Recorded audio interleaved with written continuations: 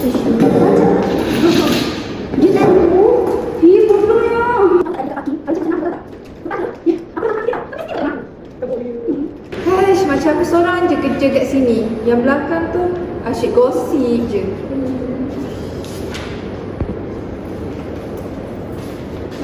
Dokumen. Saya nak dokumen sejak by esok. Alah bos, kerja saya ni pun banyak lagi tak siap. Tak. Semalam kata apa? Tak ada kerja sangat kan? Ni saya kasih kerja. Bos! Macam mana nak minta cuti? Kerja aku ni banyak lagi. Bos dah bagi banyak kerja. Adik aku kan doktor. Mestilah dia boleh tolong kakak dia ni kan. Kalau dia tak.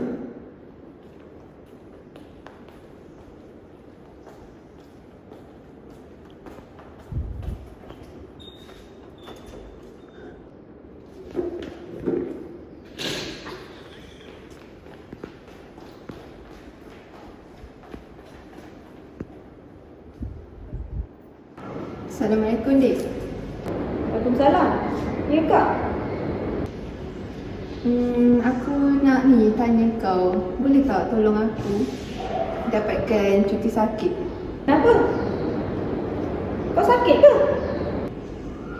Ya, aku sakit lah. Sebab tu aku nak minta cuti pada kau. Bila kau nak datang? Lepas kerja ni aku pergi klinik kau. Okay? Okey.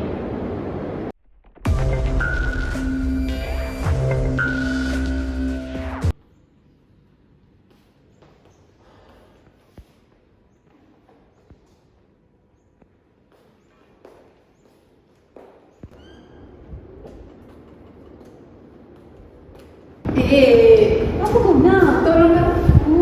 Tolong apa? Buat CJ sakit. Boleh ke macam tu? Boleh. Sekejap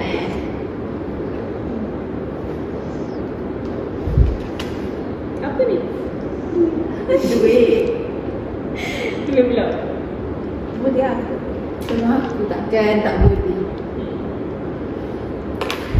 Boleh lah. Adik-beradik. Good.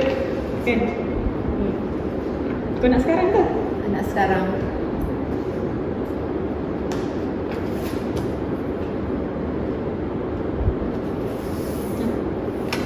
Kita dia tahu tau. Ya.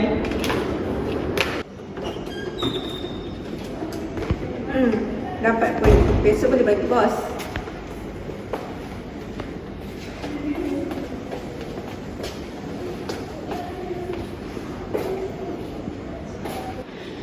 Aku rasa video nanti kita hantar kat bos terus. Betul. Ya. Beritahu bos. Ya, jom.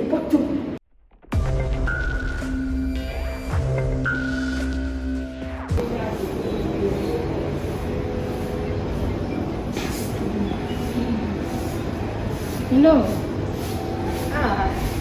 Kau kat mana ni? aku tadi kat kafe ni. Tengok buat kerja sikit.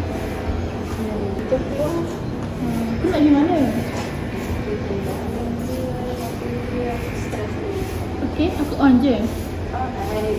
Jom Okay. pergi ya. Bye-bye.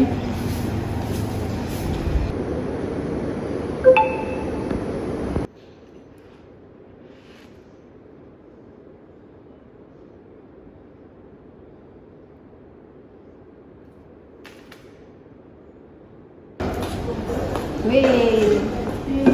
Kita dulu. Aku nak ada cerita. Tolong aku sekejap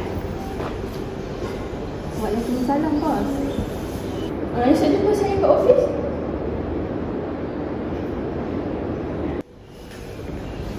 Kenapa bos nak bagi aku naik gaji ke? Bos kau.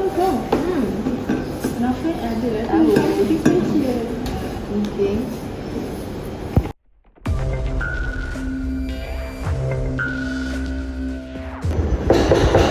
Masuk. Assalamualaikum bos. Salam. Duduk. Kenapa bos telefon saya sebentar?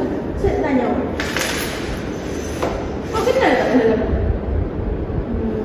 Tu saya. Buat apa? Macam mana bos boleh dapat? Macam mana saya dapat? Tak kisahlah.